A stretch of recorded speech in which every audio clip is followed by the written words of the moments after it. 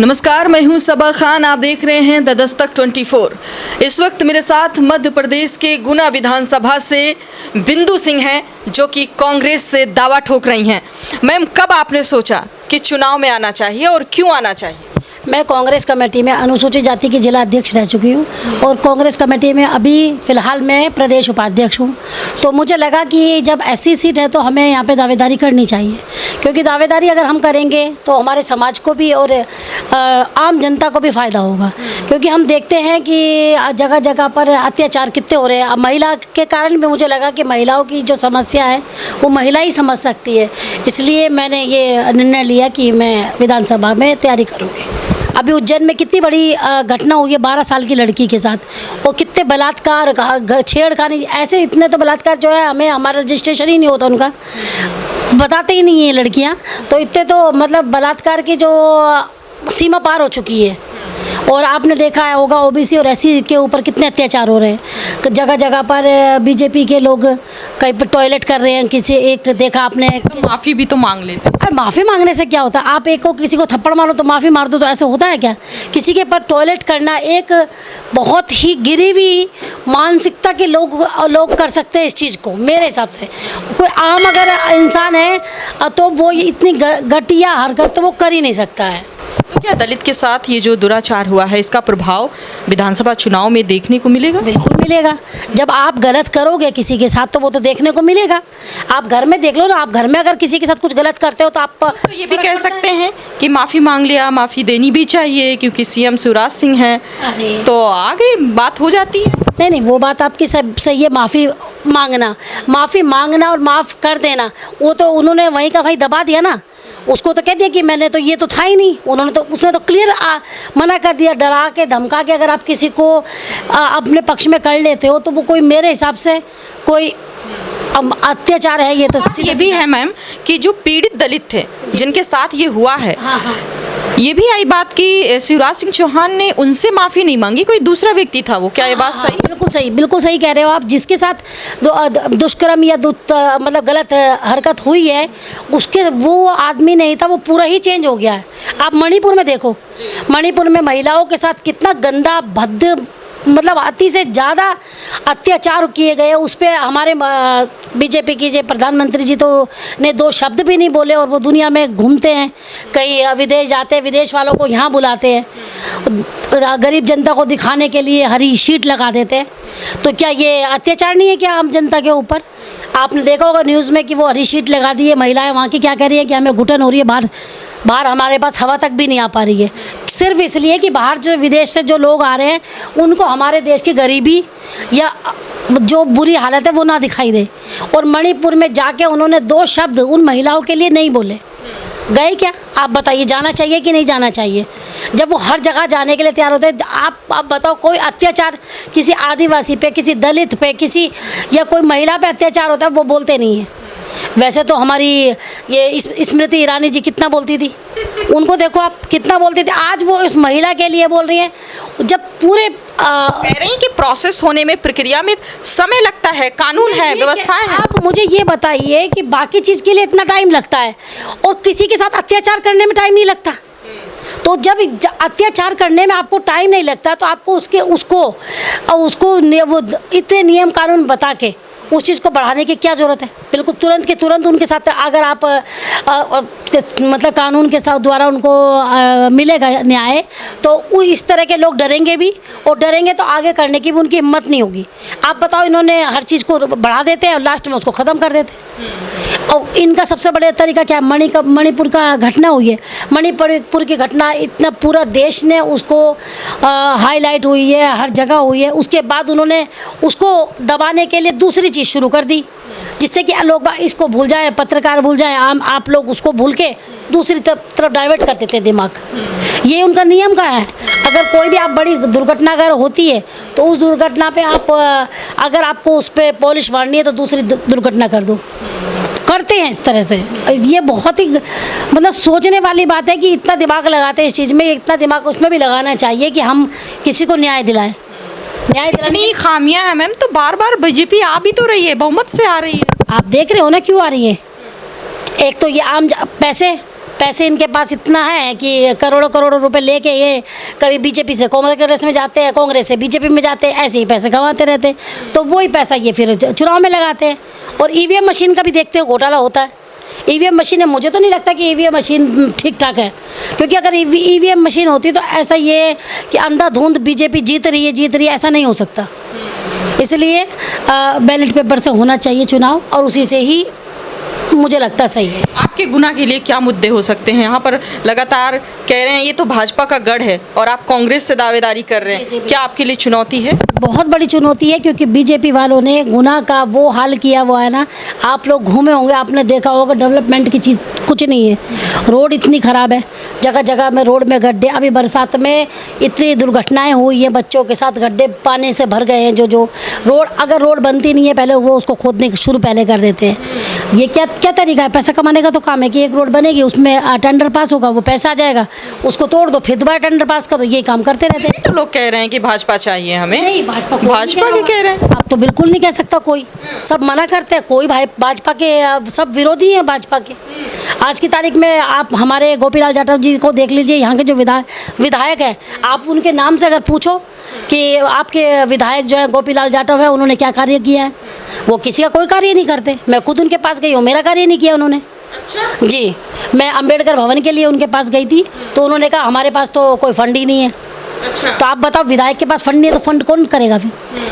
और जबकि मैं अहिरवार समाज की जिला अध्यक्ष थी, उसके नाते गई थी, कांग्रेस के नाते नहीं गई। कांग्रेस तो के नाते जाती तो वो अलग होती कि भैया पार्टी की वजह से है। तो मैं अहिरवार समाज की जिला अध्यक्ष थी, तो उसके थ्रू मैं उनके पास गई कि आप जो भी है, हमारा अंबेडकर भवन ऐसा जर्जर हालत में हो रहा है, बहुत ज़्यादा हालत ख़राब है उसकी। तो हमने कहा आप इसको थोड़ा फंड देकर इसको ठीक करवाने की कोशिश करो। तो उन्होंने कोई भी आश्वासन हमें नहीं दिया। और रही बात ये, आप देख रहे हो यहाँ पे गली गली में इतनी गंदगी हो रही है रोड पे। और एक हमारे जो मेन, हमारे इस टाइम गुना को चाहिए एक मेडिकल कॉलेज और एक इंजीनियरिंग कॉलेज, क्योंकि गुना इतनी बड़ी सिटी है। अगर आप इतनी बड़ी सिटी में भी एक मेडिकल कॉलेज नहीं है, बच्चे को पढ़ने के लिए बाहर जाना पड़ता है कि ज़रा सी आपको स्टडी करनी है, आपको 12th तक पढ़ लिया, उसके बाद आपको किसी की चीज़ की तैयारी करनी है, इंजीनियरिंग की या मेडिकल की, आपको बाहर जाना पड़ता है। भोपाल जाओ, कोटा जाओ या इंदौर जाओ, इधर उधर जाओ, यहाँ पे कुछ भी सुविधा नहीं है।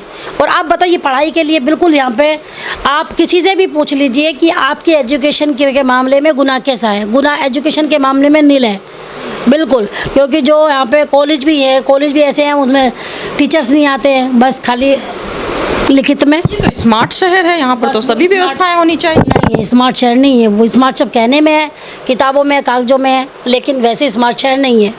बीजेपी वालों ने पूरा खोखला कर चुके हैं इसको। आम जनता, गरीब जनता इतनी परेशान है।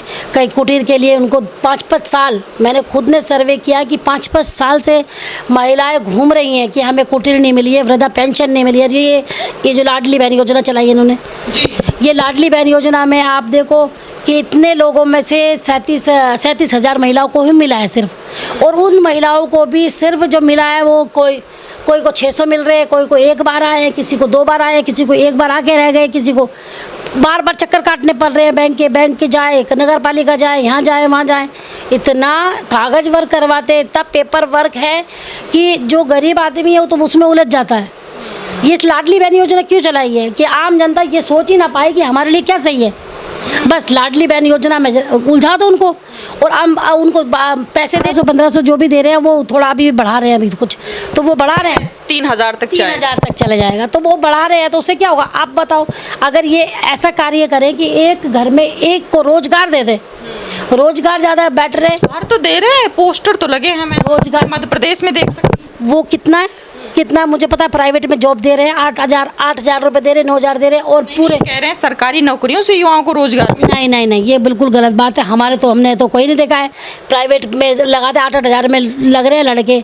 आप बताइए, प्राइवेट में आप भी देखते हैं, सब निजीकरण कर दिया उन्होंने आरक्षण को बचाने के लिए। आरक्षण ना देना पड़े इसलिए इन्होंने निजीकरण कर रहे हैं, हर चीज़ का, हर चीज़ निजीकरण में जा रही है।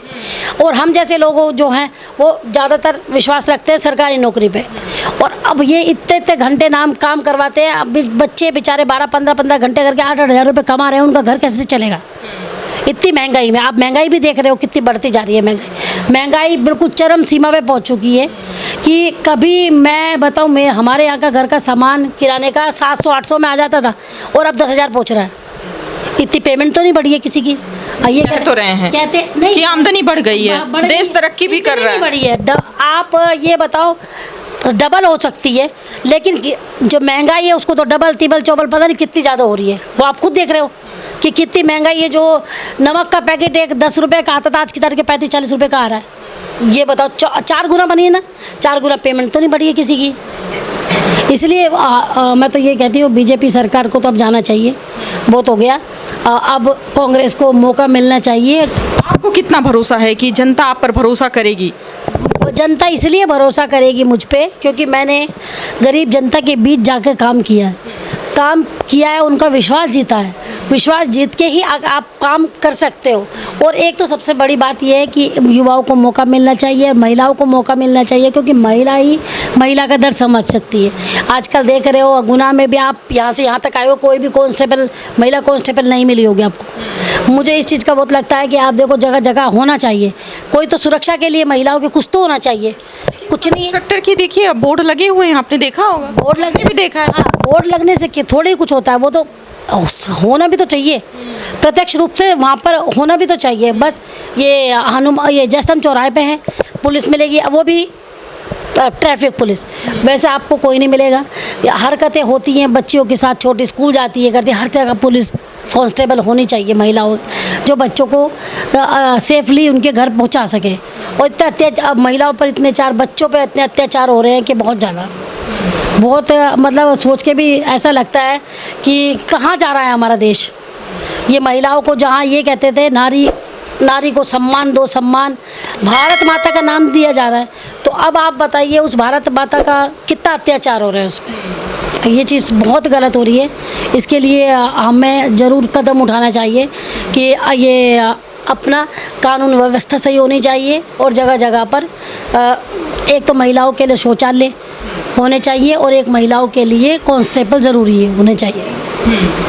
आपको कितनी उम्मीद है कि आपको टिकट मिलेगा और आप जीत कर दिखाएंगे? देखो, टिकट मिलना या ना मिलना तो हमारे जो बड़े नेता हैं, जो हमारे कमलनाथ जी है, दिग्विजय सिंह जी है, छोटे राय साहब है, या जयवर्धन जी है, उनके हाथ में है। वो अगर मुझ पर विश्वास दिलाएंगे, विश्वास रखेंगे, तो मैं उनको पूरा 100% देने की कोशिश करूँगी। और मुझे पक्का यकीन है कि अगर मुझे टिकट मिलता है तो मैं सीट निकालूंगी ज़रूर, गुना से पक्का निकाल के दिखाऊंगी। अच्छा जी। सबसे पहले अगर जीतेंगी तो क्या करेंगी? क्या मैं सबसे पहले तो खुशियाँ मनाएंगे सबके साथ मिलके, सभी जो मेरी सब वेल विशेज है उनके साथ मिलके खुशियाँ मनाएंगे। और महिलाओं के लिए सबसे पहले कार्य किया जाएगा। हाँ, सबसे पहले महिलाओं के लिए कार्य किया जाएगा। उसके बाद मेडिकल कॉलेज, रिंग रोड की हमें जो आवश्यकता है उसके लिए, और रोड के लिए जो ये है कार्य है नगर पालिका के, उनको हम दुरुस्त करने की कोशिश करेंगे पूरी। मैं बस अपनी जनता से यही कहना चाहूँगी कि आप मुझ पर विश्वास दिखाएं और मैं आपके विश्वास पर खरी उतरने की पूरी कोशिश करूँगी। देखते रहें द दस्तक 24।